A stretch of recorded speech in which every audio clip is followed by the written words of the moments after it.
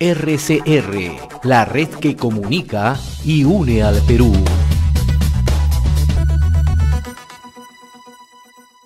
Le agradecemos la gentileza que tiene con RCR, Red de Comunicación Regional, doctor Gabriel Madrid. Él es médico, exalcalde del distrito de Tambo Grande, Piura.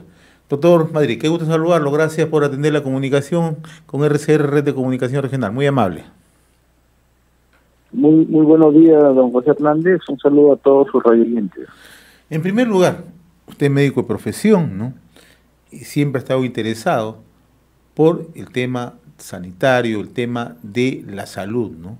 Y en estos momentos, Piura, ¿no?, es una de las regiones que tiene mayores complejidades, mayores problemas, dificultades en el tratamiento, en la intervención de la COVID o COVID-19, ¿no?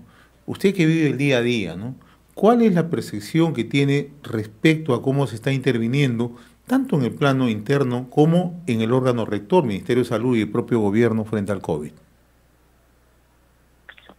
Bueno, en el tema del COVID yo creo que hay un descuido total, no solamente de parte de las autoridades en el manejo de la pandemia, sino también principalmente por el ciudadano de a pie. El ciudadano de a pie no toma las medidas correspondientes por más que la prensa ayuda a difundirla, no usa bien la mascarilla, siguen haciendo fiesta, y eso lo vemos permanentemente en intervenciones no solamente en la capital, sino en intervenciones en las provincias y en los distritos. No hay el distanciamiento social adecuado, pero eso se aúna pues a una falta de atención en los centros de primer nivel. El gran problema, desde mi perspectiva, no es que los hospitales no hayan camas UCI o no hayan camas siquiera para tratar a los pacientes, sino que debería ir la menor cantidad de gente a los hospitales.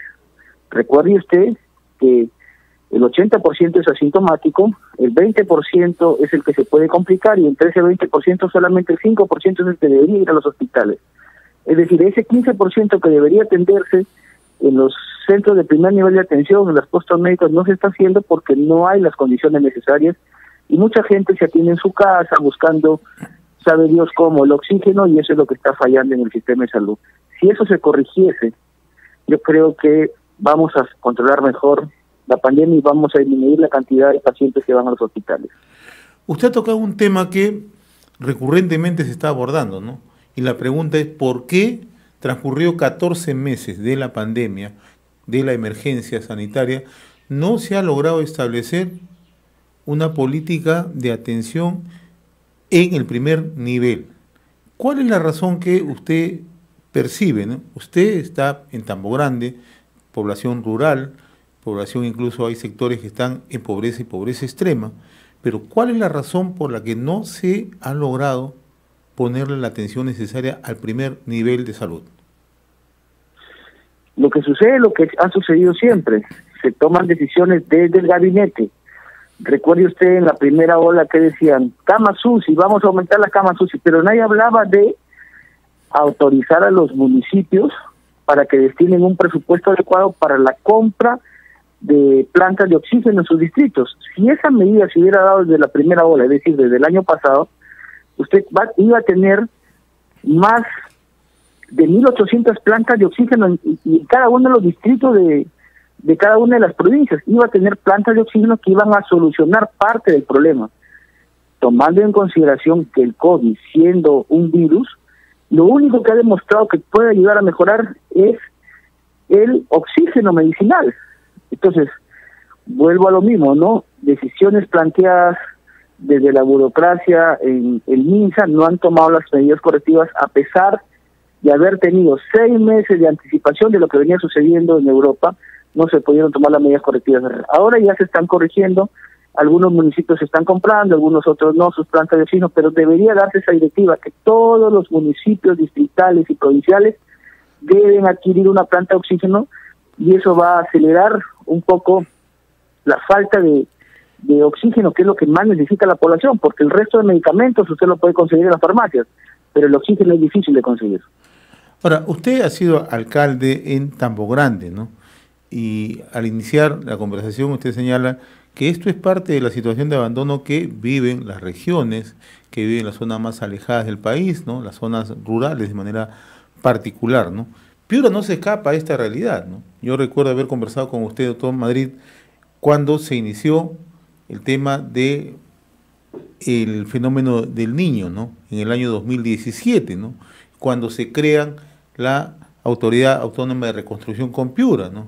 Y las oportunidades que conversaba con usted, había el ofrecimiento de parte del gobierno o de los gobiernos de ese entonces, de ponerle la atención para la reconstrucción en Piura. ¿Cuánto se ha avanzado en eso? Usted ya se lo pregunto como ciudadano. Bueno, lo que percibe la ciudadanía es que hay un avance lento, ¿no es cierto? Yo creo que si usted mira, basta mirar los números en los diferentes municipios provinciales, distritales y sobre todo en el gobierno regional. Si uno toma como muestra solo el gobierno regional de Piura, lo que se avanzó en la reconstrucción en el gobierno anterior es mucho más de lo que se ha avanzado en la reconstrucción en este periodo de gobierno del actual gobernador regional. Solo para mirarlo ahí. Pero no solamente eso, lo que se dejó avanzado era el manejo de la cuenca ciega del río Piura, ¿no es cierto? El manejo de las cuencas ciegas y el manejo integral del río Piura, eso se paralizó, y usted lo ve en los medios de comunicación, donde incluso contratos firmados se han derogado y se han vuelto a firmar y se siguen derogando. Entonces, el gran problema es de que no hemos madurado políticamente. Es decir, como la autoridad anterior, sea gobernador regional, provincial, distrital, ha dejado avanzado esto, yo lo tiro abajo porque no me conviene que esa autoridad tenga réditos políticos y hago lo que yo creo en ese momento, tirando abajo una serie de actos de planificación estratégica que es lo que prima en la administración pública. Y eso es fundamentalmente lo que ha sucedido en todos los gobiernos regionales, provinciales y distritales de Piura en particular. Han tirado abajo lo planificado para comenzar de nuevo a hacer expedientes sobre algo que ya se había hecho. Y ahí usted tiene que el avance es casi nulo en sentido de lo que se debió haber avanzado si simplemente se hubiera dejado correr lo que ya se había planificado.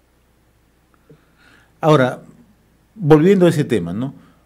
Cuando usted se desempeñaba como alcalde, yo recuerdo que en ese momento Pedro Pablo Kuczynski ofreció para Piura 6.000 millones de soles, ¿no? Para la reconstrucción en un año, ¿no? Inmediatamente luego asume el expresidente Vizcarra y de la misma manera, ¿no? Pero sin embargo, si uno visita Piura, ello no ha ocurrido, ¿no? Si bien es cierto, hay esas debilidades que usted acaba de mostrar, ¿no?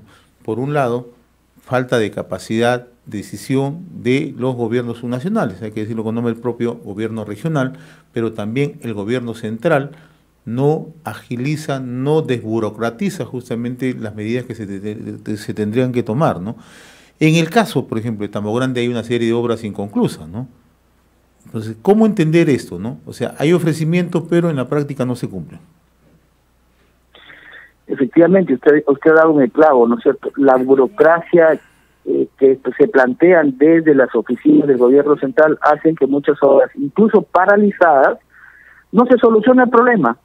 Por supuesto que las obras paralizadas deben tener responsables, los ingenieros, los funcionarios de turno, el alcalde de turno, y etcétera, etcétera, ¿no es cierto? Pero debe haber un instrumento de gestión que diga, bueno, de aquí para acá hacemos un corte y de aquí para acá solucionamos el problema. Hay cientos de obras paralizadas en el Perú, ¿no es cierto? Hay una serie de situaciones que no se han logrado solucionar, pero eso está en manos del Congreso, del Parlamento, que legisle sobre esas situaciones, y el Ejecutivo, que si no ve que el Parlamento legisla sobre esto y ve que hay este entrampamiento en obras de agua y saneamiento, carreteras, pistas hidráulicas, etcétera, entonces debe dar una iniciativa legislativa para que el Parlamento apruebe estas, digamos, modificaciones de la ley de contrataciones y licitaciones del Estado. Pero eso es algo que se ha entrampado ahí y es algo que no se corrige y es algo que se viene diciendo hace tiempo.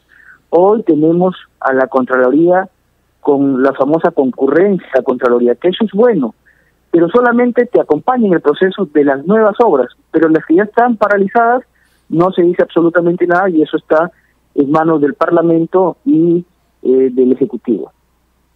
Ahora, yo le pongo un ejemplo que ocurre en Tambo Grande, y usted lo conoce muy bien, la realidad de Tambo Grande, mejor que muchas personas por en su momento asumido justamente la alcaldía de esa jurisdicción, ¿no?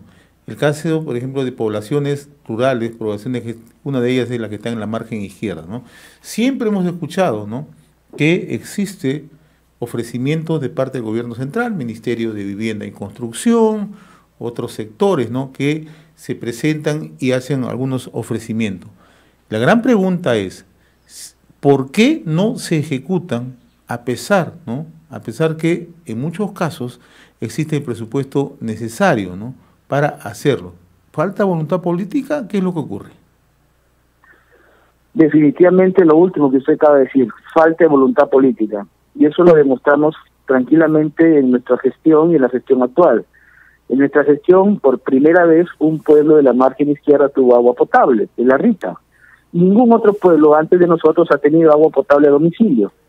Por primera vez en nuestra gestión hay una carretera integradora que va desde Locuto hasta Chulucanas. Nunca antes había habido esto, ¿no es cierto? Sin embargo, se dejaron expedientes técnicos, se dejaron, instrumentos de gestión que permitan mejorar la calidad de vida, pero no ha habido la voluntad política del actual gobierno, del acercamiento del gobierno central y del acercamiento del gobierno regional y provincial para tratar de solucionar este gran problema que es básicamente el agua potable y la mejora en la calidad de salud de la población. Hay temas entrampados que necesitan decisión política para que salgan adelante. Ahora, finalmente, doctor Madrid, porque yo sé que usted tiene una agenda bastante apretada en estos momentos, pero le agradezco que nos haya concedido unos minutos, ¿no? ¿Cómo está observando el actual panorama político en segunda vuelta, ¿no?, en términos de qué es lo que puede ocurrir en el país, ¿no?, con un desenlace, bien sea como nuevo presidente Pedro Castillo o en su defecto la señora Keiko Fujimori, ¿no? Se lo pregunto como autoridad, ex autoridad que ha sido y que está usted siempre siguiendo el curso justamente en el país, tanto en el plano económico, político y social.